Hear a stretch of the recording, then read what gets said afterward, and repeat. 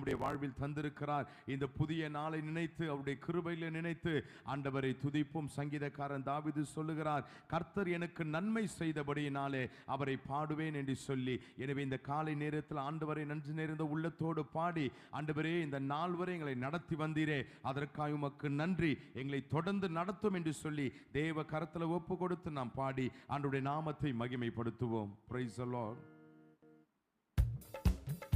கரங்களை தட்டி பாடலாம். ஆமென்.